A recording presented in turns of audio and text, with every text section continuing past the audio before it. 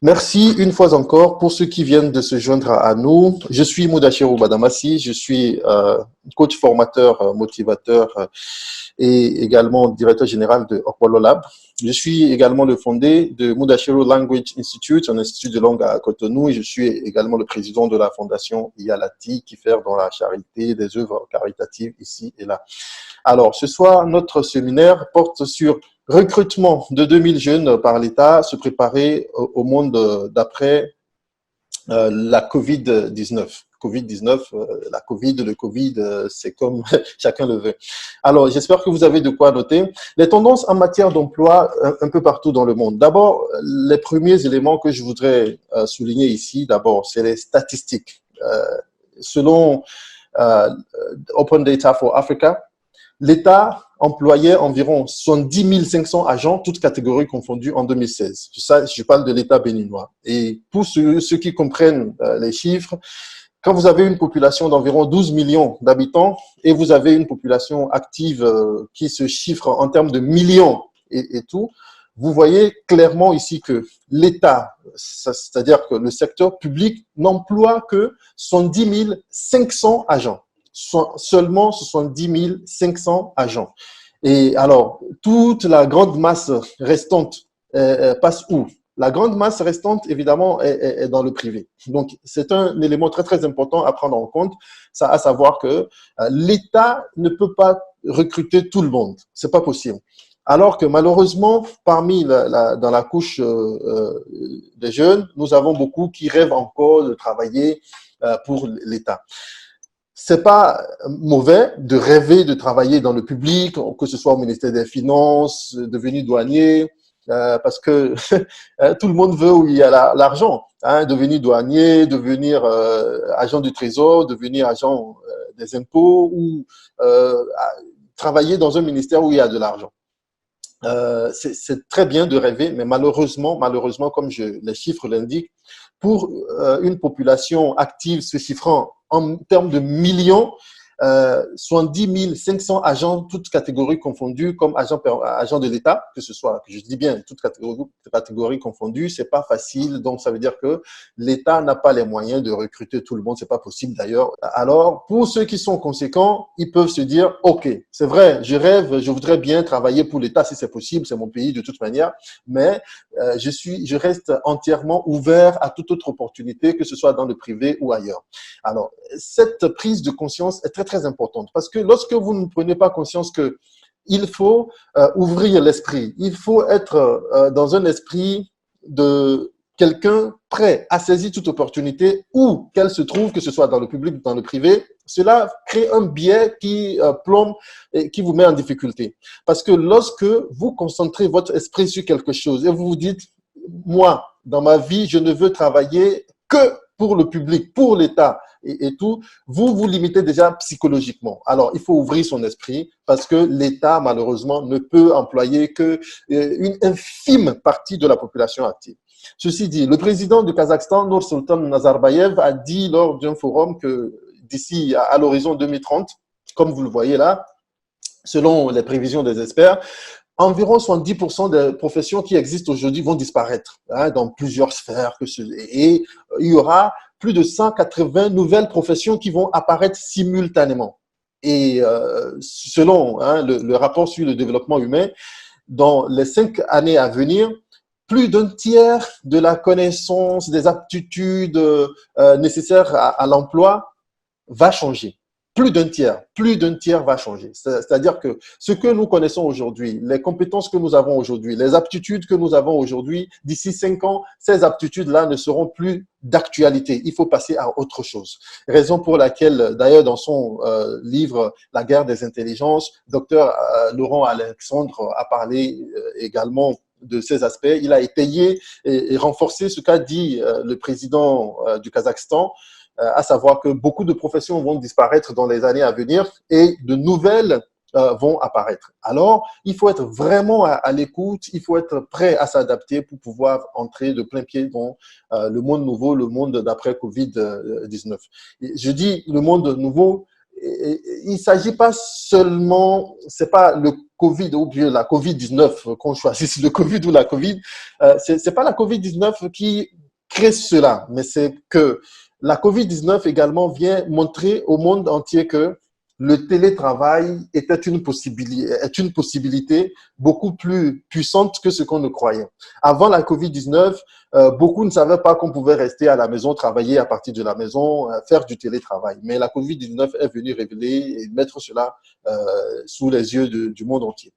Alors, dans son développement, Dr Alexandre Laurent a estimé que le monde nouveau dans lequel nous allons atterrir, c'est beaucoup plus ceux qui sont dans le monde de la création qui pourront s'en sortir. La création, c'est-à-dire les écrivains, ceux qui ont l'esprit critique, qui font les critiques de ce qui existe déjà, mais également ceux qui créent, hein, les créateurs, que ce soit de la musique, que ce soit de contenu YouTube, comme les YouTubers, que ce soit les influenceurs sur les réseaux sociaux, Facebook, Instagram, et j'en passe. C'est ceux-là qui auront le vent en poupe dans le nouveau monde dans lequel nous acheminons, vers lequel nous nous acheminons. Alors, c'est très important de tenir compte de ces éléments-là.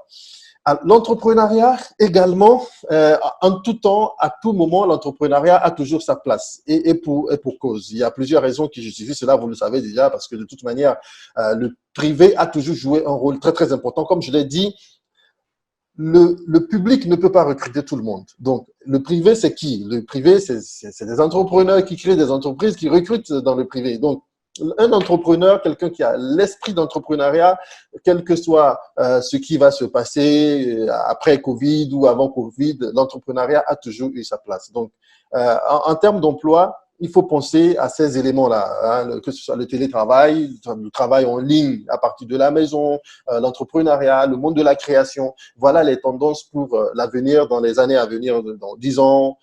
Et quand le président du Kazakhstan parle à l'horizon 2030, c'est très proche, c'est beaucoup plus proche qu'on ne le croit. L'horizon 2030, c'est dans 10 ans. 10 ans, c'est plus proche qu'on ne le croit. Et d'ailleurs, le rapport sur le développement humain parle plutôt dans 5 ans. Vous voyez, donc c'est très, très proche. Les choses changent à une vitesse grand V. Alors, se préparer aux opportunités. Soyez prêts. Soyez prêts. Il y a beaucoup de jeunes qui, malheureusement, ne sont jamais prêts. C'est-à-dire que les opportunités viennent, passent.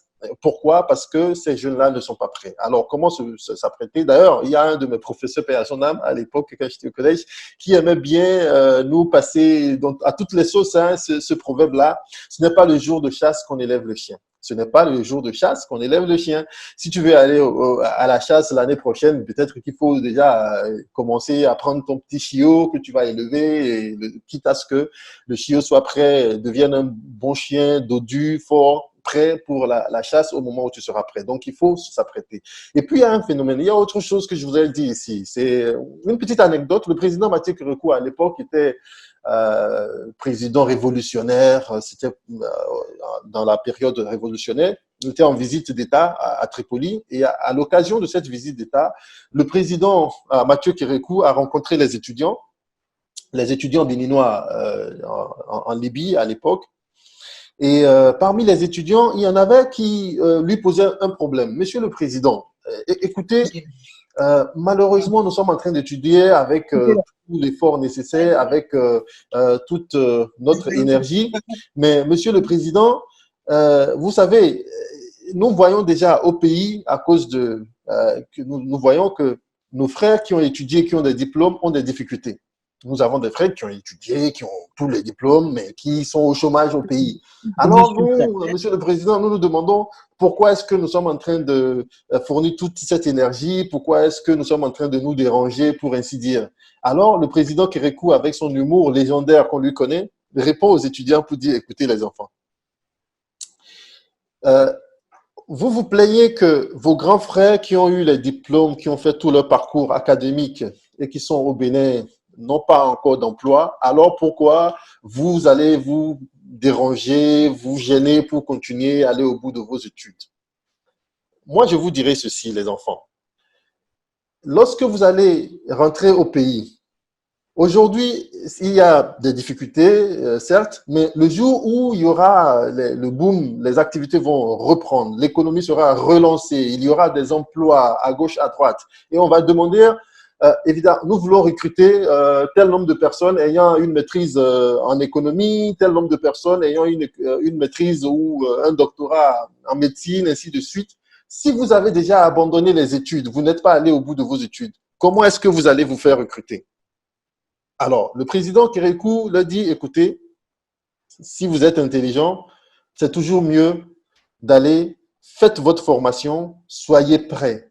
Le jour où, aujourd'hui, nous traversons des moments difficiles dans notre pays, il n'y a pas d'emploi, comme vous le dites, il n'y a pas assez d'emplois. Mais si vous êtes prêts, le jour où il y aura des emplois et que l'économie sera relancée et qu'on dira, nous avons besoin de 10 personnes ayant une maîtrise en biochimie ou ainsi de suite, vous êtes prêts, vous allez lever simplement le doigt, je suis prêt, je suis là, voici mon diplôme. Mais si vous ne le faites pas, vous dites parce que nos grands frères sont au chômage, alors c'est pas nécessaire, c'est pas la peine de continuer les études. Eh bien, lorsque les opportunités se présenteront, vous ne pourrez malheureusement pas les saisir. Et c'est des mots de sagesse. C'est vrai, notre président, paix à son âme, Mathieu Kérékou, avait son humour légendaire à lui, mais il avait souvent de la vérité dans ce qu'il disait. Alors, soyez prêts. Soyez prêts, c'est quoi? C'était la documentation déjà. Les actes de naissance, est-ce que vous avez des photocopies légalisées de vos actes de naissance, de votre certificat de nationalité, la carte d'identité, hein, les diplômes, le CV, le permis de conduire si vous avez un permis, etc. La documentation, il y en a qui attendent le jour où on déclare où on annonce qu'il y a un concours de recrutement à tel ou tel endroit. C'est à ce moment qu'ils se réveillent, ils se disent, ah voilà, il faut que j'aille légaliser mon acte de naissance. Et finalement, ils se font prendre dans le piège du délai parce que ils soumettent l'acte peut-être à une date D et puis le temps que l'acte soit signé, bon, le délai de soumission des dossiers est déjà passé. Ne tombez pas dans ce piège, soyez prêts. Ce n'est pas le jour de chasse qu'on élève le chien. Parlant de introduction à la rédaction de CV, comme je le disais, nous aurons une 25 minutes hein, d'exposé de ma part et je vais prendre les questions-réponses à la fin. Alors, c'est pour ça que, comme je l'ai dit au départ, c'est un survol parce qu'en 40 minutes, c'est pas possible de couvrir tous ces sujets-là qui sont très, très denses, qui auraient pu requérir, je sais pas, hein, toute une journée de formation. Alors, introduction à la rédaction de CV. Dans les CV, il y a des éléments importants qu'on cherche à voir. Et ici, j'ai parlé d'abord, en premier point, comme vous le voyez à l'écran, de la personnalisation. La personnalisation, de quoi s'agit-il?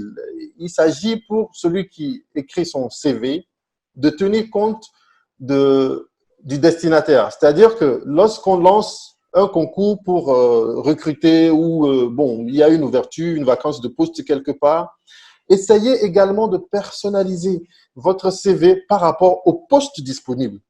Hein, il ne faut pas penser que le CV, ça passe à toutes les sauces. Bon, mon CV, c'est tel quel, je l'envoie partout. Non, en fonction du poste qui est annoncé, vous devez de temps à autre faire une modification, apporter quelques éléments à votre CV. C'est de ça qu'il s'agit quand je parle de personnalisation. Et là également, si vous allez sur Google, il suffit de taper rédiger ou bien modèle de CV. Vous avez beaucoup, beaucoup de modèles. Mais ce qui recoupe hein, les éléments, le fil conducteur entre tous ces CV, il faut comprendre qu'il y a les informations personnelles. Les informations personnelles, c'est voilà votre naissance, date, jour de naissance, vous êtes d'où, situation matrimoniale, ainsi de suite, ainsi de suite. Mais généralement, à ce niveau-là, la pratique varie d'une institution à une autre. En tant que recruteur, je sais que nous, les recruteurs, nous sommes gourmands en information, nous voudrions bien savoir. Quand je veux recruter quelqu'un, je veux savoir, est-ce que il est marié, il a quel âge, est-ce qu'il est plus âgé que moi-même, le DG de ma société, ou bien est-ce que c'est un jeune, est-ce que ça c'est vrai, c'est légitime. Mais vous, l'emploi ou le demandeur d'emploi, vous n'avez pas l'obligation toujours de remplir votre CV d'informations personnelles et privées. Vous voyez, vous n'avez pas toujours cette obligation-là. Je dis pas toujours, parce que dans certaines circonstances, d'ailleurs même dans l'avis de vacances de poste, parfois, on demande certaines informations spécifiques. Mais de manière générale, il faut comprendre qu'on n'est pas toujours obligé de mettre toutes les informations personnelles. Pourquoi? Parce que il y a des personnes qui ont des biais. Les biais, quand je dis biais, c'est-à-dire si dans mon CV, je mets que je suis Lokpa ou bien je suis Baoulé dans mon CV et tout, il y a des recruteurs qui, simplement parce qu'il a vu sur mon CV que je suis Baoulé, peut-être qu'il a eu un problème avec un Baoulé par le passé ou sa famille a eu un problème avec une famille Baoulé par le passé et puis il estime que, voilà un Baoulé qui vient soumettre son dossier ou un Adja qui vient soumettre son dossier. Ah non, moi je suis Batonou, un Adja, les Adja, ce qu'ils ont fait pour mes parents, voilà, moi je ne vais pas recruter un Adja. Ce que je veux dire par là, c'est que euh, surtout lorsque c'est le privé, lorsque vous soumissionnez ou vous postulez à un poste dans le privé, limitez un peu les informations. Limitez un peu les informations. Je m'explique encore. Euh, je prends mon propre exemple. Au Polo Lab, par exemple, s'il y a avis de vacances de poste, on veut recruter des personnes. En dernier ressort, j'ai le dernier mot en tant que DG de ma propre société. C'est ma société, j'en fais ce que bon me semble. Lorsque c'est le public, c'est l'État. Lorsque c'est l'État, évidemment, généralement, il y a un jury, on ne veut pas politiquement, on ne veut pas léser qui que ce soit, on essaye de montrer que le gouvernement en place n'est pas corrompu, donc on ne veut pas que les bâtonnaux se plaignent, on ne veut pas que les fonds se plaignent, on ne veut pas que les Adjas se plaignent pour dire que c'est uniquement les fonds ou les bâtonnaux qui ont été recrutés, c'est uniquement des Dindis, c'est uniquement des Yoruba, ainsi de suite. Et pour cette raison, il y a déjà des jurys et l'État met tout en place pour faire un suivi rigoureux. Mais lorsque c'est du privé, bon, et là également, ça varie d'une entreprise à une autre et en fonction de la taille de l'entreprise.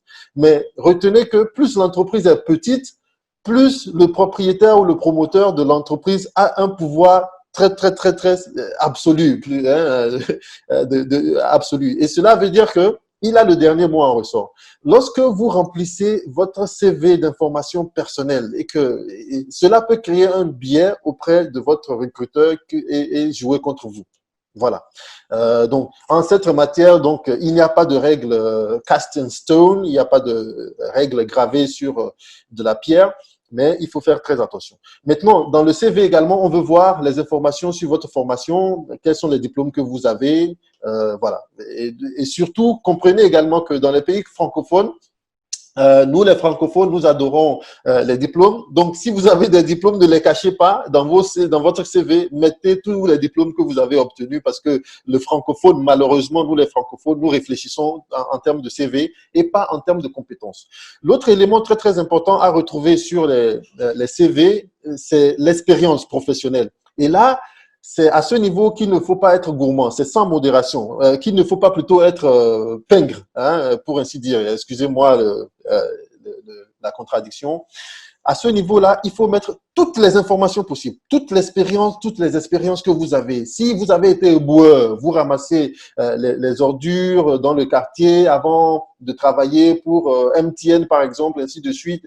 Mettez tout, absolument. Soyez vraiment très généreux en information au niveau des expériences que vous avez, les expériences professionnelles. Ça, c'est très important parce que parfois, à compétence égale, à diplôme égal, lorsqu'on veut faire la différence entre deux candidats, c'est cet élément-là qu'on voit. Peut-être qu'il y a un autre qui a d'expérience, il a été chauffeur pendant qu'il était étudiant pour joindre les deux bouts. Il a été chauffeur de Calavi, Topa Topa, comme on dit chez nous, hein, de Calavi à Cotonou. Et ça peut faire la différence. Donc, en matière d'expérience, ne soyez pas pingre, mettez toutes les informations nécessaires. Par contre, en matière d'informations personnelles, vous êtes marié ou pas, il y a des gens qui n'aiment pas les hommes mariés. Il y a peut-être un recruteur qui n'aime pas les célibataires, il estime que les célibataires ne sont pas assez responsables. Bon, donc dans son entreprise, des personnes qui ne sont pas encore assez responsables, il n'en veut pas. Ainsi. Bref, les informations personnelles, je ne dis pas de ne pas mettre les informations personnelles dans les CV. Il ne faut pas mal me comprendre. Je suis en train de dire simplement que pour les informations personnelles, les informations privées, il faut être un peu, il faut en faire usage de manière modérée. Par contre, pour les informations sur l'expérience professionnelle, les diplômes là, il faut faire la grande liste que vous pouvez faire. Alors, l'autre élément également, les hobbies, c'est pas grave, vous pouvez mettre votre hobby, j'aime ceci, j'aime la natation, j'aime lire, ainsi de suite, évidemment. Donc, et puis les hobbies également, hein, n'oubliez pas que si vous mettez des choses bizarres, hein, si vous mettez comme que votre passe-temps, par exemple, c'est du guy, je suis guyman ou je suis brouteur, évidemment, vous comprenez bien ce que je veux dire par là. Donc, les hobbies, il faut mettre quand même ce que vous aimez, évidemment, et que vous estimez être quand même un hobby passe-partout. Parce qu'un hobby que les gens trouvent bizarre, franchement, il faut pas prendre de risque de le mettre. Alors, lettre de motivation, la lettre de motivation, en règle générale, hein, là également, en réponse à, il y a un canevas. Les canevas, vous pouvez les trouver sur Google, c'est bien disponible, vous n'avez pas de difficulté pour ça. Mais quelques deux points que je vais signaler ici, c'est d'abord que dans la lettre de motivation, l'objectif c'est de montrer que vous êtes motivé, que vous êtes intéressé, le poste vous plaît et que également vous avez les compétences, les aptitudes requises pour ce poste-là. Et là, il y a la formule de début, après l'objet, et vous mettez en réponse à à votre annonce sur tel, je viens exprimer mon intérêt pour le poste que vous avez publié. Et là, je vais retrouver un exemple très rapidement ici, un avis de recrutement. On va jeter un coup d'œil à cet avis-là très vite et puis voir un peu ce que on peut retirer là. Je viens très rapidement, vous voyez, avis de recrutement, partager l'écran une fois encore. Voilà. Ici, on partage.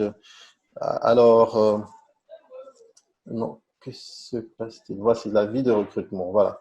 Alors, avis de recrutement. La société référence, vous voyez là, on a la référence 0032B, DG, SG, 20, Abome Calavi le 7 juin 2020. Avis de recrutement, la société Conceptissa dans le cadre de renforcement, blablabla, patati patata, les postes suivants, superviseur agronome, technicien de terrain, ainsi de suite. Alors, dans votre lettre de motivation, vous commencez en réponse à votre avis de recrutement numéro 0032B, DG, ainsi de suite, en date du 7 juin 2020.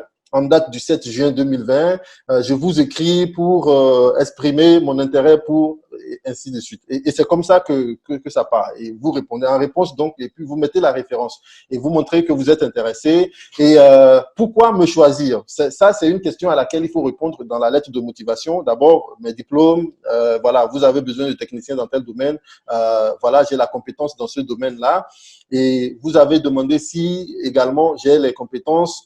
Vous avez demandé telle autre chose, j'en ai les compétences. Et c'est ça qu'il faut dire. Mon expérience, les diplômes, l'expérience et ce que vous pouvez apporter, ce que vous allez apporter à cette organisation ou cette entreprise. Vous mettez ça. Et également, vous mettez les pièces jointes. Les pièces jointes, c'est tout ce qui est demandé. Votre CV, si vous avez joint un CV à votre dossier de candidature, vous allez mettre donc CV, la copie de votre passeport, de vos diplômes, ainsi de suite. Tout ce que vous avez mis comme pièce jointe, vous allez mettre un onglet PJ. Et généralement, c'est avant objet ou en dessous d'objet, on met PJ et puis vous mettez la liste de tous les autres documents que vous avez joints. Alors, formule de fin également, hein, je vous prie d'agréer, Ah, malheureusement, le temps, ça va tellement vite. Stage et formation continue. Évidemment, comme je le disais au départ, il faut s'apprêter.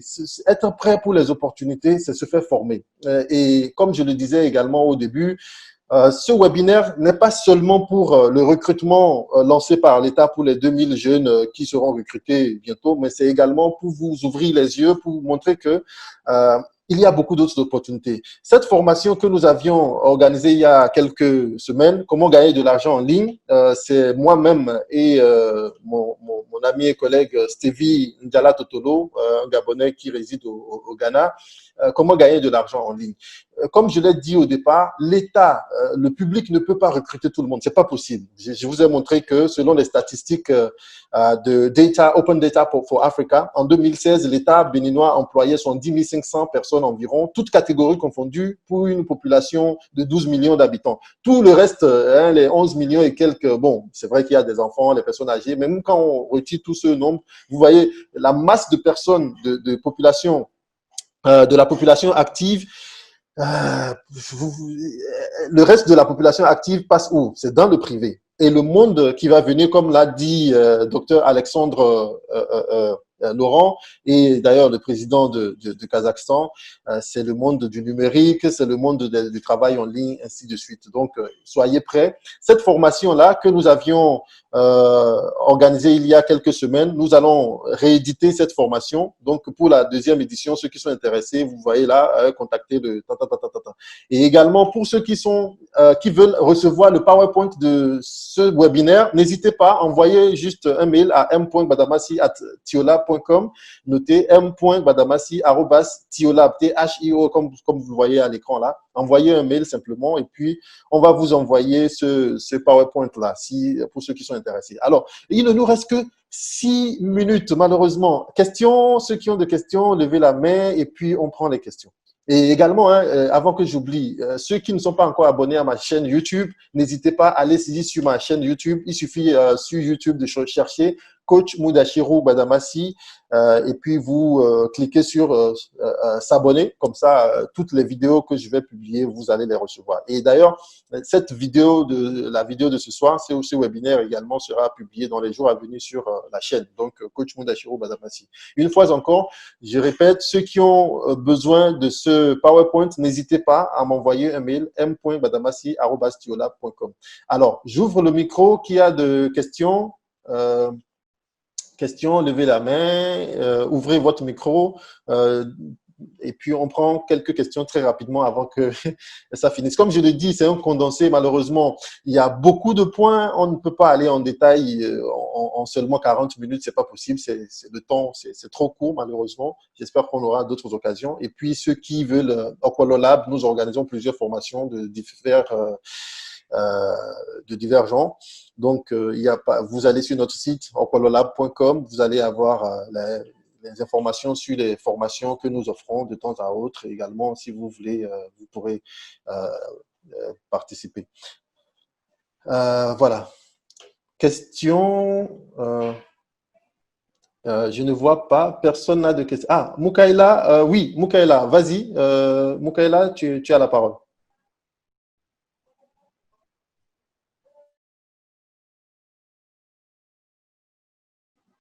Allô? Allô, il y a Moukaïla qui a levé la main. Oui, Moukaïla, je vois Moukaïla qui a levé la main. Vas-y, ta question. Il nous reste là maintenant 3 minutes 52 secondes. Moukaïla, vas-y, on ne t'entend pas. C'est peut-être ton micro qui a un problème ou… Alors, autre personne, oui, je vois Lénis 2, je ne sais pas qui c'est, mais oui, ouvrez votre micro, parlez. Lénis 2. Allô, c'est qui Lénis 2? Allez. Ok, bonsoir. Oui, bonsoir. Ouais. Oui, j'ai suivi avec attention votre présentation, on vous en remercie. Je vais être très bref. Ma question est ceci. Il arrive qu'on retrouve dans des publications d'offres pour les domaines informatiques surtout. On demande plusieurs années d'expérience, la maîtrise de telle technologie et ainsi de suite, de tout. Oui. Mais il y a aussi il y a à côté le fait qu'on puisse recruter et apprendre à la personne à maîtriser cette technologie. Donc, je ne sais pas exactement comment les jeunes peuvent faire face à cette situation. Est-ce que vous avez une idée, quelque chose à nous conseiller? Très bien. Par rapport à ça. OK. C'est la seule question? OK. C'est la seule qui me vient à l'esprit. OK, très bien. Voilà, très rapidement. Merci Lénis pour la question. Déjà, en ce qui concerne l'expérience, ne soyez pas bloqué lorsque la différence n'est pas très grande. Qu'est-ce que j'appelle lorsque la différence n'est pas très grande? L'avis de recrutement dit, nous avons besoin des gens qui ont 3 ans d'expérience. Vous avez 2 ans d'expérience et vous vous dites, bon, comme je n'ai pas 3 ans, je ne vais pas postuler. Non, ne commettez plus cette erreur. Chaque fois qu'il y a une annonce, lorsque la différence n'est pas très grande, ce que j'appelle n'est pas très grande, si on demande 10 ans d'expérience et que vous n'avez qu'une année d'expérience, la différence est tellement grande que c'est pas la peine de perdre le temps du recruteur. Je trouve. Mais de manière générale, dites-vous que qui ne tente rien à rien. Il faut essayer, soumissionner, postuler, parce que parfois, ce qui se passe, nous les recruteurs, parfois, ça m'est arrivé aussi plusieurs fois, vous cherchez quelqu'un pour un poste, vous avez seulement 2 candidats. Vous rendez compte que vous avez demandé 3 ans d'expérience, mais les 2 candidats ont peut-être, il y a l'un qui a 1 an, l'autre qui a 2 ans d'expérience. Alors que celui qui a 2 ans d'expérience, il se disait que parce que j'ai 2 ans d'expérience, je n'aurais pas postulé, il n'aurait pas eu cette chance-là qu'il a eu. Parce que parfois, en fixant les 3 ans également, les recruteurs, c'est pas forcément parce qu'ils tiennent rigoureusement à cela. C'est parce qu'ils veulent des gens qui maîtrisent un peu les choses. Malheureusement, il nous reste moins d'1 minute. Ça va couper d'un instant à l'autre. S'il y a une autre question, allez-y. Autrement, on se dit à la prochaine. Et bon, merci d'avoir été là. N'oubliez pas de vous abonner à ma chaîne YouTube. Cette vidéo, nous allons essayer de la mettre en ligne sur la chaîne YouTube. Pour ceux qui n'étaient pas là, vous pourrez partager à vos amis, dire que ceux qui n'ont pas pu participer au webinaire que voilà, on est là. Je vois une question ici. Moukaïla, je ne comprends pas, je parlais quand même. Bonsoir, désolé pour mon micro qui m'a supplie. S'il vous plaît, voudriez-vous bien nous offrir encore une séance ouverte aux préoccupations pendant les 40 minutes? Merci. On verra. C'est pas toujours évident de caler les webinaires dans le programme très chargé, mais on verra. Je ne promets rien, comme je l'ai dit. D'ailleurs, ce webinaire-ci sera mis en ligne, comme je le disais, hein, sur ma chaîne YouTube. Donc, ceux qui ne sont pas là ce soir auront l'occasion de suivre sur ma chaîne YouTube. Voilà. Donc, merci une fois encore. Et autre question, très rapidement, peut-être dans les quelques secondes qui restent avant que ça coupe. Quelqu'un d'autre a une question? Non? Ok, pas de questions. Alors, une fois encore, merci beaucoup. Merci. Pour ceux qui veulent participer à nos formations, n'hésitez pas de temps en temps à visiter notre site internet.